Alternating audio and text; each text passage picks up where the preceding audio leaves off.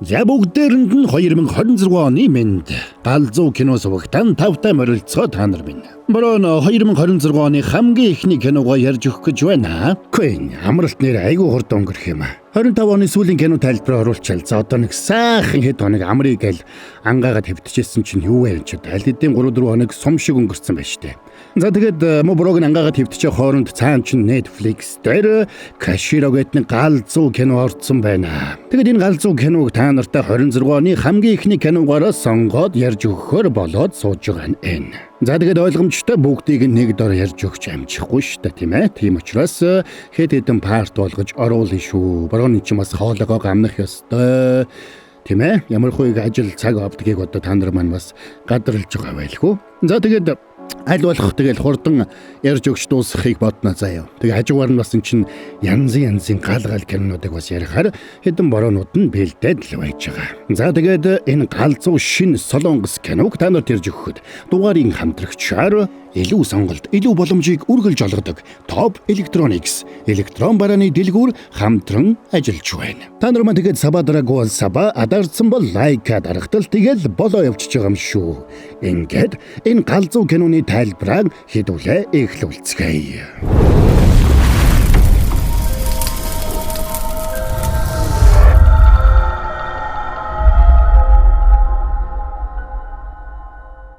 За нэг залуу хос Сөүл хотын төвд баригдаж байгаа шинэхэн хорооллоос байр авахаар борлуулалтын төв дээр ирсэн байгаагаар кино эхэлнэ.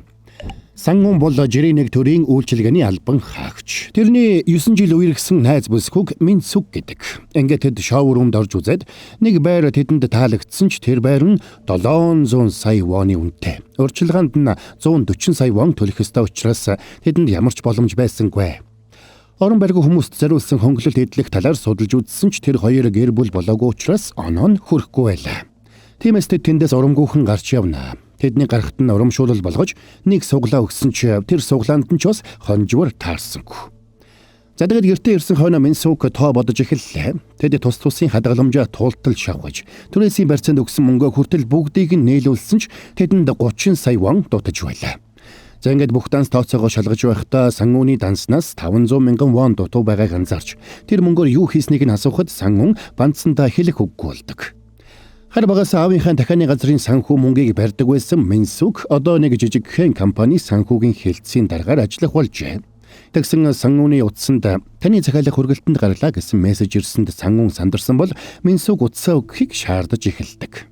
Би тээврийн зардлаа хэмнэх гээд дугуй авцсан юм аа. Ийм зардлыг ярилцаж өгч гаргана гэж тохироо үздэй. За яах вэ? Бид одоо нэлээд тооцоодоо байх хэрэгтэй болоод байна. 30 сая вон дутаад байна штэ. Тийм болохоор гэрэлцгээе. Тэгвэл шинээр гэр бүл болж байгаа хүмүүст өгдөг улсын тэтгэлэгт хамрагдаж болно штэ. Яасан? Асуудал байна уу? Энэ үеэр Сангун дотроо ямар армантай гэрлэх санал вэ? Ингээд надаас төрүүлээд гэрлэх санал тавьчих юм уу? Гэж боддсоонаа. Гэвч анх үерхэж эхлэхдээ ч Сангун биш Минсүк эхэлж санаачлаг гаргаж үлснийг тэр эргэж сандаг. Би энэ сар бүр 2 чудаа үсчинд орлоо. Бас өдөр бүр хувцас сольж өмсөж байх их зардалтай байна. Бас чи намайг хоолнд кинонд дагаад маш их мөнгө өрж штэ. Энэ байдлаар удаан явбал чи бид хоёр хоёулаа дампуурах юм байна. Хэрвээ албан ёсоор үерхэж эхлэхгүй бол ингэж дэми мөнгө өрхөө болох хэрэгтэй. Ойлголоо. Тингээ би албан ёсоор үерхий гэж байна. Ойлголоо. За ингэ тэр хоёр 9 жил үерхсэн нь тэр байлаа. Зөвшөөрнө гэвэл чамд PlayStation 5 авч өгье. Одоо зөвшөөрчвөл PlayStation-ы төлөө зөвшөөрсөн болох гээд байдаг. Дургу ам уу? Дуртай байна. Нэрээ юу? Нэрээ дээ. Гэхдээ яг гэрлээ шүү. Би энэ гэрлэлтийн бүртгэлийн хуудсыг бөглөсөн. Чи дарцаа дараад л болно. Энэ үеэр Сангууны ааваас нь уулзах хэрэгтэй байгаа гэсэн мессеж ирлээ. Ингээд мань хүн хөдөө байдаг аав ээж рүүгээ дуртай дургу явлаа. Тэд өөрсдөд нь ямар нэг илүү гарсан ногоогоо шахах гэж байна гэж тэр боджээ. Тэрнийг очиход ээж нь баярлан өгцсөн бол аав нь ажиллаа хийдэг амбар дотроосоо тэрнийг хурдан ороод ирээ гэж дуудлаа. Яваад ортол аав нь ямар нэг юм гагнаад сууж байна.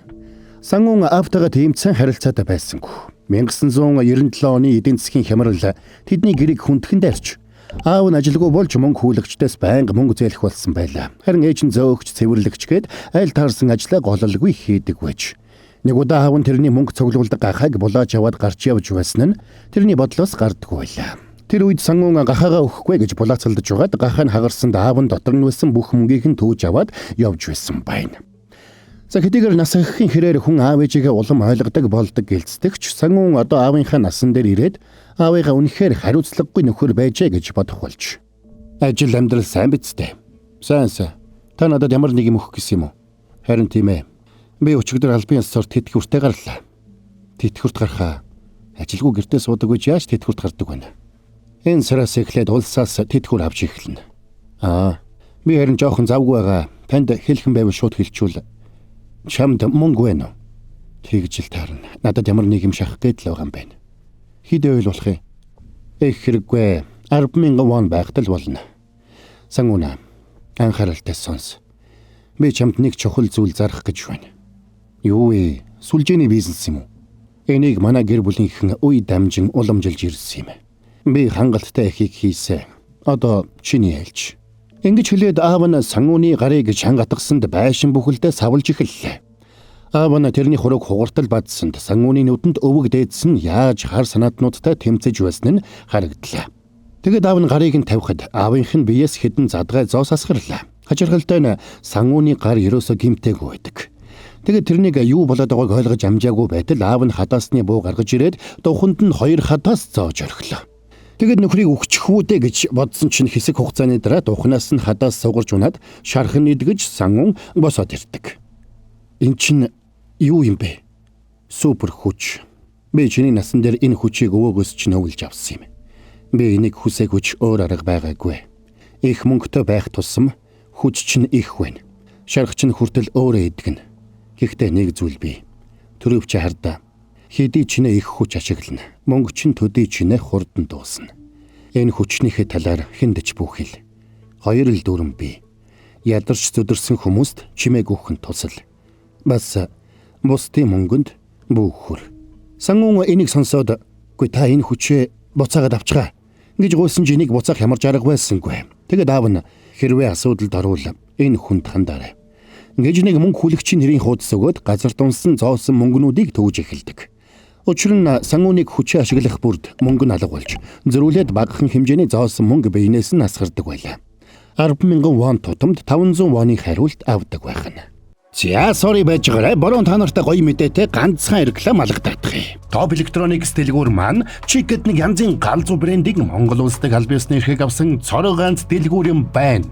За тэгээд энэ Chick-д брэнд нь штэ дизайн, хэрэглэгчийн сэтгэл ханамж, технологийн шийдэл, зах зээлийн үнэлгээ зэргээр олон улсын хэмжээнд хэд хэдэн хүлээн зөвшөөрөгдсөн шагнал, нэр хүндийн жагсаалтад багтсан брэнд юм байна. Галзуу юу. За жишээлбэл хөргөгч, хөлдөгч, угаалгын машин, QLED 4K зурагтыг хамгийн хямдун олон сонголтойгоор оруулж ирсэн байгаа юм байна. Chick брендийг Top Electronics-ос. Нэр хаанаас авах вэ гэхээр Манусын мэддгээр халдвартын Централ Молын замын эсрэг талд Top Electronics дэлгүүр маань янзын яган өнгөтэй байж байгаа. За бас 3 дугаар хороолол салбар нь бидний сайн мэддгээр өргөө кино театраас дэш өгсөд тэхийн голд нь мэлтэж байгаа. Болохгүй бол 711 гэж залгаад бүх мэдээлэл авчих. За кино тайлбараа одоо үргэлжлүүлцгээе. За ингэ дараагүй байдалд орсон Сангун эргэж ирээд найз бүсгүүдэд энэ бүхнээ хэлсэнд Минсук энэнд нь итгэсэнгүй. Чи мөнгө үрчээд ийм юм зохиогод байгаа юм биш үү гэж дөргүүцлээ. Арга барсан Сангун тэрэнд тоглоомын талбайд ирэх турникны төмрийг махилгаж үзүүлсэнд тэрний халаасанд байсан 10,000 вон алга болж оронд нь хэдэн зоосон мөнгө газар тасгарсан байлаа. Ингээд Минсук тэрэнд итгэхээс аргагүй болно. Минсук тэрний супер хүчийг шалгаж үзэхийн тулд янз бүрийн орны мөнгөнд дэвсгэрт ашиглаж хэрэг мөнгөөр юу хийж чадахыг туршиж үздэг. Тэгээд үнэхээр Сангунд хэдий чинээ их мөнгө байна тэрний хүч төдий чинээ нэмэгдэж байгааг баталдаг. Тэд энэ хүчээ ямар нэг байдлаар ашиглах гэсэн ч ямар нэгэн ашигтай санаа орж ирдэг бай. Холимог тулааны тэмцээнд орсон ч талбай дээр мөнгөн дуусчвал зодуулаад өгч мэднэ гэж тэр хоёр ярилцлаа. Тэгээд тэр хоёр нилээд ярилцсны эцэст Сангун ямар ч илүү хөдөлгөөн хийж дэми мөнгө өрөхгүй байхаар тохирцоолоо. Учир нь энэ супер хүчийг ашигласнаас ашиглахгүй байсан нь дээр юм байна гэж тэд дүгнэцгээжээ. Маргааш нас нь эхлээд Сангун бэлэн мөнгө айл болох авч явахгүй, гүйж хүнд юм өргөхгүй байхаар тогтдог.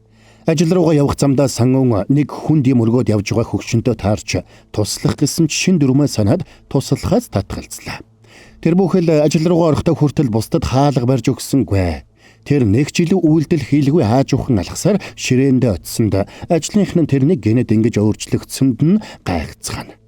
Тэгсэн дарга нь тэрнийг дуудаад Тэрний нэр дээр нэг өндөр наснаас гомдол ирсэн гэдгийг хэлээд юу болоод байгааг нь асуусан ч тэр томтой юм хэлсэнгүй. Оройн ирээд мань хоёр яаж нэмэлт орлого олох талаар бодож эхэлнэ. Сангун харин дахиад нэг хувцас аваад арилжаа хийгээд үзт юм билүү. Гэхдээ Минсук халгаасангүй. Хувцас авахгүй, коин ч авахгүй. Тийш орсон хүмүүсийн 90% нь мөнгө алдаж 10% нь олдгийг. Чи тэр 10% нэг үү?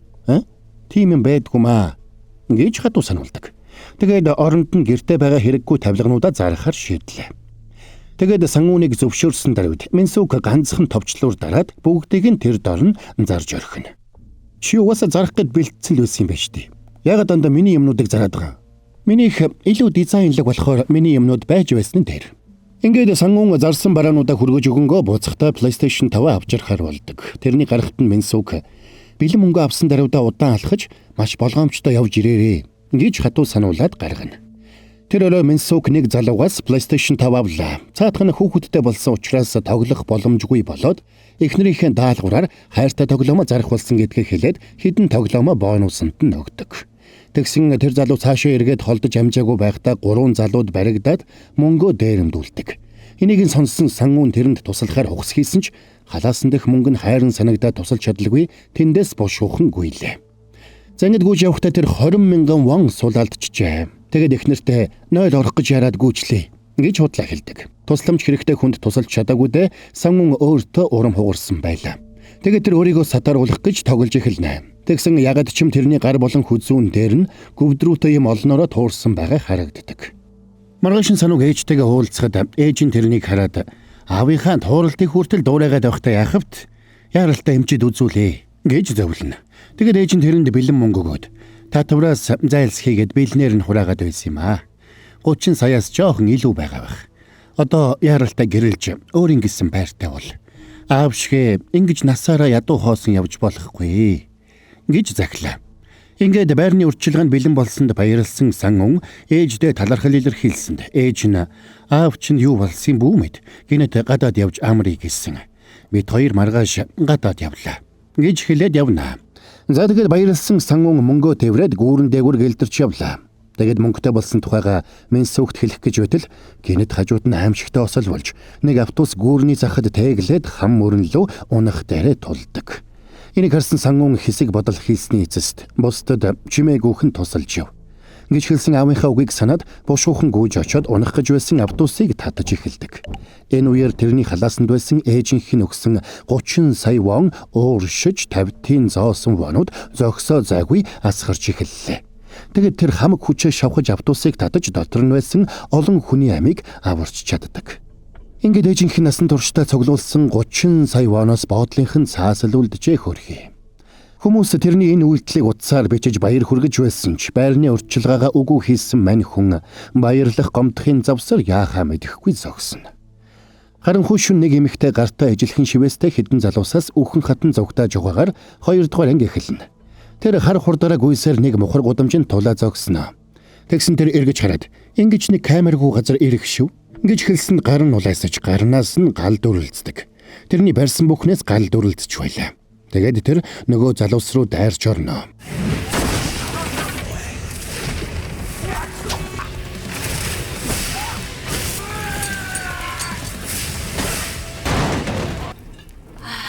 За нэг юм болсны дараа тэрнлөө машины хурц гэрэл тусаж машинаас нэг эмэгтэй гарч ирсэн нь Солонгосын хамгийн хүчрхэг нөлөө бүхий боссуудын нэгний охин Жо Анна гэгч байлаа. Чи супер хүчээрээ бүхнийг шийдэх гэж үздэг хүн юм аа? Найзууд чинь хаана байна? Ягаад надаар ингэж их хөөцөлдүүлээд байгаа юм? Би чамайг шараад өгье л дөө. Цаг агаараа шалгаагүй мó? Бороо орчихлоо штэ. Ингээд тэд нөгөө эмэгтэйг барьж аваад лаборатори руугаа авч явлаа. Тэр эмэгтэйг Хуажин гэдэг байна. Тэр цагаас хойш Хуажин ор сургаггүй алга болжээ. Дүр солигдоход нэг халамцуу ир өсвөр насны байрны охинтой алга болсон Хуажинтэй уулзаагүй 7 хонож байгаа талаар ярилцаж суулаа. Өмнө олон амттан тавиад зогсоо зайгүй идэх тэр охиныг бумми гэдэг. Харин оройчин шараарыг ууж халамтсан нөгөө ирийг хооин гинэ. Тэр хоёр хамтдаа сангууны автобусыг ганцаараа татаж байгаа бичлэгийг үзэж байлаа. Тэгээд тэр хоёр яралтай тэрнийг олж уулзахаар шийднэ. Учир нь өөр хүмүүс ч тэрний хойноос явж байгаа гэдгийг тэд мэдэж байлаа. Тэгсэн нөгөө талд сангууныг цагдаа нар барьж аваад камерт хийчихжээ. Тэнд байсан атманууд тэрнийг үнэхээр тийм хүчтэй эсхийг асууж дарамталж байсан бол Сангун бушуухан л гэртээ харахыг хүснэ. Тэгээд тэр гинэд аавынхаа өгсөн нөгөө мөнгө хүлэгчийн нэрийн хуудсыг санаад тэрэн лүү залгаж тусламж хүслээ. Жонжо зээлийн газрын босс эмэгтэй Пак Жонжоч Сангуны барьцааны мөнгийг төлж сулалж авна. Ингээд тэрний гарч ирээд утсаа автал Минсукээс 50 дуудлага ирсэн байгааг хараад Сангуны үнхэлцэг нь хагарах шахдаг. Энэ үеэр Жонжо зээлийн газрын залуус тэрнийг угтаж аваад босстойгоо хамт нэг машинд суулгаад гэрлүүн явцгаана.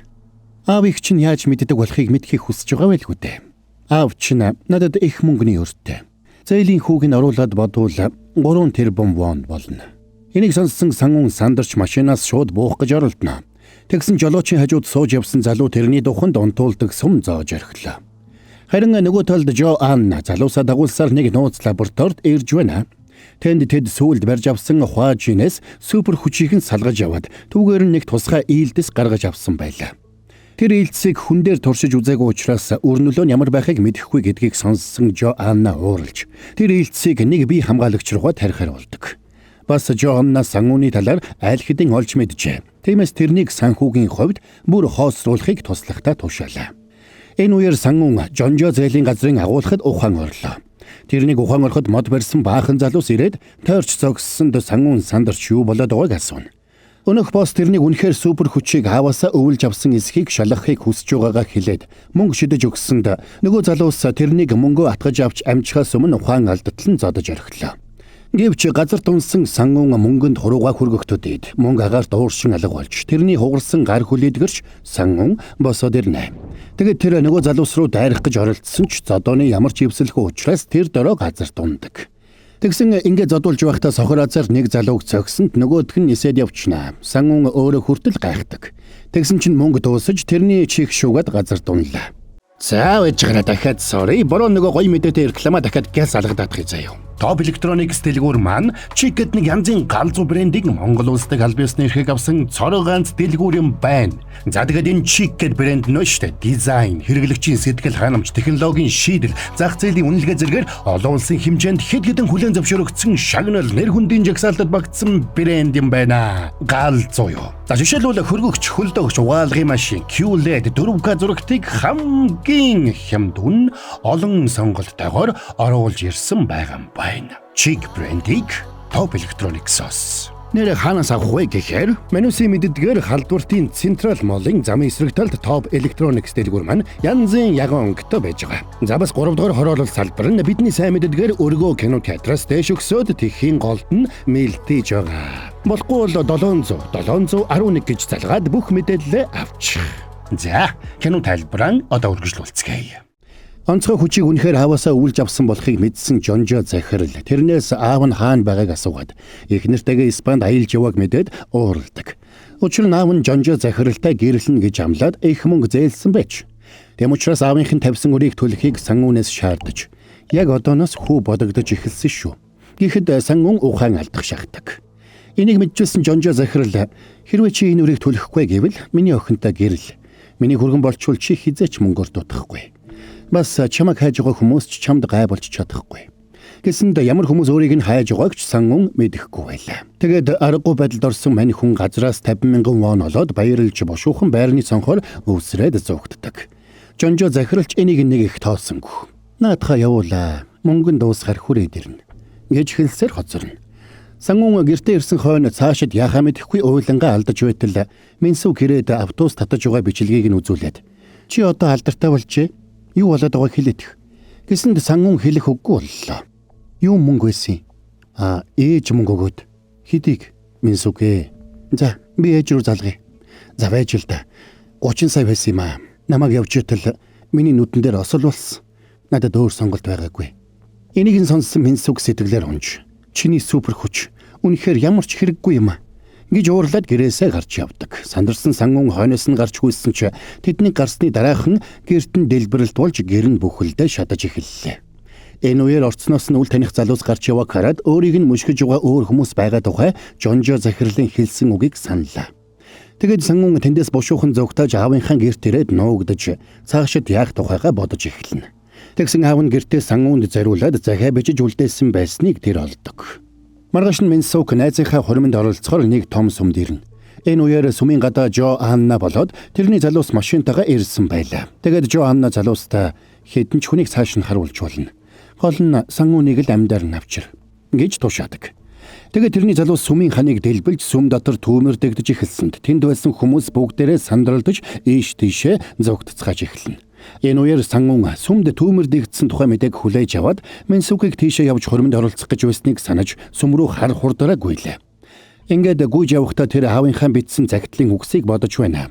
Сайн хүмүүс бүтээх сайханч өргөлж золиос дагдаг гэдгийг санаарай. Аав нь та хоёрыгоо сайхан амьдруулах гэж хичээсэн ч дандаа л нэг асуудал гарч ирээд байдаг байсан. Чамд ч бас ийм зүйл тохиолдох байх.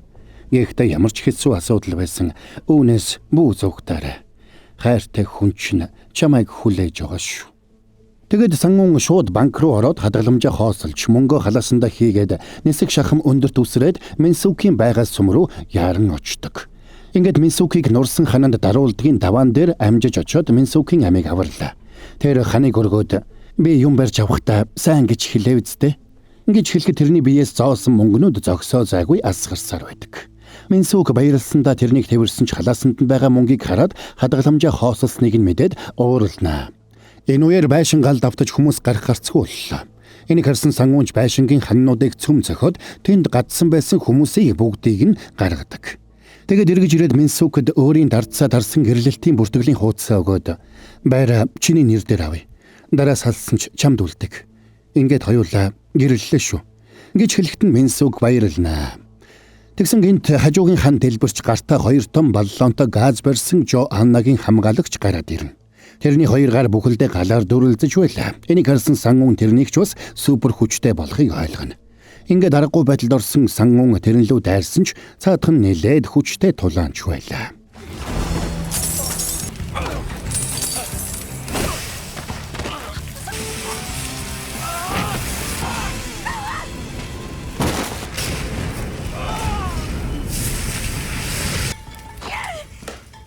Юу ч хийх гэсэн бэ хамаагүй Сангуныг тайван орхи. Аз болоход тэрнийг Минсүк рүү очихоос өмнө Сангун нэг том төгөлдөр хуур шидэд тэрнийг хантаа нааж орхино. Удалгүй Сангун Минсүк дээр ирсэн ч мөнгө нь дуусаж ухаангүй унлаа. Минсүк яхаа мэдэхгүй сандарч эхэлтэл гинэд хан нэвтлээд 2 хүн тэнд орж ирсэн нь нөгөө 2 байдаг. Нөгөө согтуу царайтай нөхөр тэрнээс аавыг нь асуугаад мөнгө өгч дээр үед аав чинь надад олон удаа арх авч өгч байсан юм гэж хэлдэг юм байна. Та нар чинь ингэхэд юу хүмүүс вэ? Бид бол Солонгосын супер хүчтэй хүмүүсийн нийгэмлэг. За энд хүрээд энэ галзуу киноны эхний хэсгийн тайлбар маань дуусч байна. Үнэхээр л галзуу сонирхолтой кино байгааз. За тэгээ буруу та нарыгаа юу бодож байгааг сайн ойлгож байгаа юм чинь буруу ч гэсэн яг адилхан байгаа шүү дээ. Тэгээд манай багийн хүмүүс маань аль хэдийн дараагийн хэсгээ ингээд үзээд бичээд эхэлсэн байгаа. Тэгээ аль болох хурдан ярина заа юу. За тэгээд дундуур нь бас та нарыгаа аль болох уйд байхгүйгээр галзуу кинонуудыг ярихаар буруунууд нь бэлдэж байгаа. За тэгээд энэ галзуу шин Солонгос киног та нарт ярьж өгөхөд дугаарын хамтрагчаар дэлхийд тэргүүлэгч Чик брендийн албан ёсны борлуулагч Top Electronics дэлгүүр хамтран ажиллаа. Гэснээс цаанч нь нийслэл Улаанбаатар хотод маань агаарын бохирдлуудаа ямар их байгаа юм аа тийм ээ. Бороогийн хоолой бас саяхан нэг хэсэг өвдөд ч одоо хэцүүхэн л байлаа шүү дээ. Энэ бүхэндээс утаа бас тодорхой хэмжээгээр буруутай л байгаа шүү дээ. За тэгэхээр энэ асуудлыг Top Electronics дэлгүүр маань бараг шийдэж. Яаж вэ гэхээр Америкийн номер 1 агаар цэвэршүүлэгч болох Levi's брендийг албан ёсоор оруулж иржээ. Яадаг гэдэг гэхээр та гэртээ авсан байхад гэрийн чин агарыг бараг л 100% цэвэршүүлнэ л гэж ойлго. Тэгэхээр энэ муухай утаатай өвлийг ингэж л хэдүүлээ нэг юм давцгаая да. Өнөр хаанаас авах гэхээр та бидний мэддгээр халдвартын Централ молын замын эсрэг талд Top Electronics дэлгүүр маань янзын сайхан ягаан өнгөтэй байж байгаа. Бас 3 дугаар хороолол салбар нь бидний сайн мэддгээр өргөө кино театраас дэшээ өгсөд тхий голд нь мэлтэж байгаа. Бүрүүлэхгүй бол 700 гэж залгаад бүх мэдээлэлээ авчих. Тэгэл болоо. Та нар маань тэгээд сабаа дарж хамжаагүй бол сабаа дараад дарцсан бол лайк дарахтал тэгэл болоо явчих юм штэ. Гиснээс мөн буруутайгаа буюу галзуу кино сувагтай хамтарч ажиллахыг хүсвэл энэ дугаар руу залгаад яриа хөрөө үүсгээрэй. За тэгээд хэдүүлээ дараагийн бас нэгэн галзуу киноны тайлбараар эргээд уулзнаа. Өнөр галзуу анимашн сувг руу нэг хальж байгаагаад харж ирээ та нар маань олон галзуу анимашнууд нэмэгдсээр л байгаа шүү. За дараагийн галзуу киногоор уулзтлаа түр баяртай.